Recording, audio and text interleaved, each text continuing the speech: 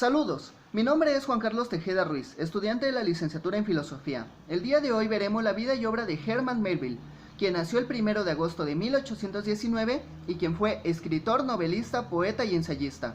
Su educación comenzó a los 5 años en Manhattan y posteriormente en la Escuela Secundaria Masculina de Nueva York. En el año de 1829 se traslada al Columbia Grammar y Preparatory School.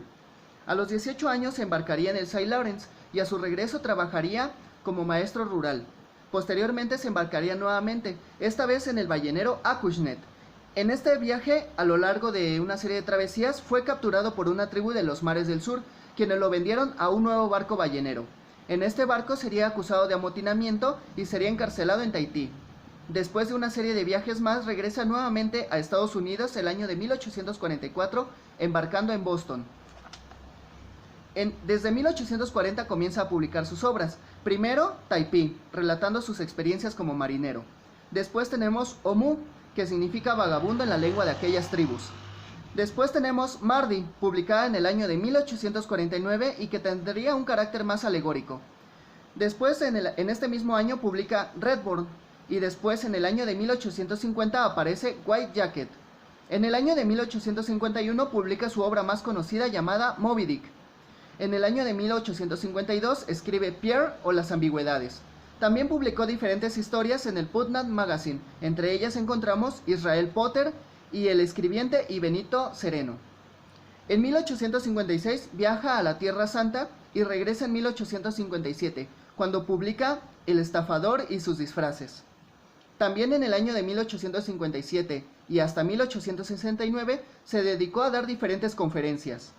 En 1866 escribe Battle Piece and Aspects of the Wars, que sería una compilación de poemas relacionados a la guerra.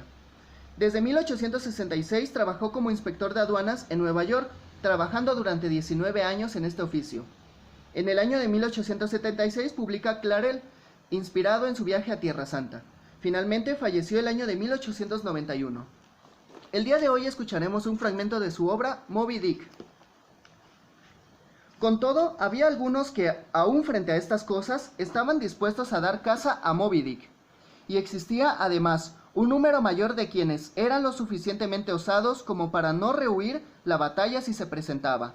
Estos últimos pertenecían a la categoría de los balleneros, que por casualidad habían oído hablar del monstruo, de una manera vaga y distante, sin los detalles específicos de cualquier calamidad, y sin la secuela de las supersticiones.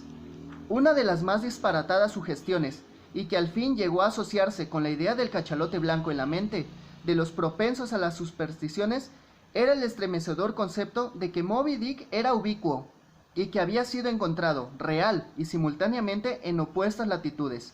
Sin embargo, a pesar de la credibilidad que puedan tener semejantes personas, tal concepto en general no estaba exento de un débil cejo de probabilidad, porque como hasta entonces los secretos de las corrientes marinas nunca habían sido revelados, ni aun a las más eruditas investigaciones, los ocultos avances del cachalote debajo del agua permanecían, en parte, inexplicables para sus perseguidores, y hacía tiempo que había originado las más curiosas y contradictorias conjeturas acerca de la misteriosa manera con que, después de hundirse a gran profundidad, viajaba con tanta velocidad a los puntos más distantes. Obligados, pues, a familiarizarse con prodigios como estos, y sabiendo que después de varios e intrépidos asaltos el cachalote blanco había escapado con vida, no puede ser gran motivo de sorpresa el que algunos balleneros se extremasen en sus supersticiones, que declarasen que Moby Dick no era tan solo ubicuo, sino también inmortal, porque la inmortalidad no es más que la ubicuidad en el tiempo, que, aunque se plantara en sus flancos un boscaje de dardos, escaparía sin daño, o bien que si se le hiciera lanzar un chorro de espesa sangre, semejante vista constituiría una pavorosa decepción, porque de nuevo se vería su límpido chorro entre ondas, sin sangre a centenares de leguas más lejos. Pero aún, despojado de conjeturas sobrenaturales, había en la forma escueta y en el incontestable carácter del monstruo lo suficiente como para chocar en la imaginación con un poder excepcional, porque no era tanto su volumen el que lo distinguía de otros cachalotes, como, cosa era sabida en todas partes, su frente peculiar, blanca como la nieve y arrugada, y una alta joroba piramidal y blanca. Esas eran sus características más salientes. las prendas por las cuales, aún en los mares sin límites y sin cartografiar, revelaban a gran distancia y a quienes lo conocían su identidad. El resto del cuerpo estaba tan rayado y manchado y lleno de lunares de tonalidad de mortaja, que en último término había ganado el apelativo que lo distinguía, cachalote blanco, un nombre en verdad justificado, literalmente por su vívido aspecto, cuando se le veía deslizarse en pleno mediodía a través de un mar azul profundo, dejando una estela lechosa de espuma como crema, toda rayada, de brillos dorados. Pero no era tanto su desacostumbrada magnitud, ni su notable tonalidad, ni aun su deformada mandíbula inferior lo que tanto terror natural producía en el ballenero. Era su malicia inteligente y sin ejemplo, que, de acuerdo con relatos precisos, había mostrado una y otra vez durante sus ataques. Más que todo sus retiradas traicioneras, pues producían una confusión que superaba a cualquier otra cosa, porque, mientras nadaba ante sus entusiasmados perseguidores con todos los síntomas de alarma, más de una vez se le había visto volverse de pronto y cargando sobre ellos, desfondar el bote haciéndolo astillas, u obligarlos, llenos de consternación, a retornar a sus buques.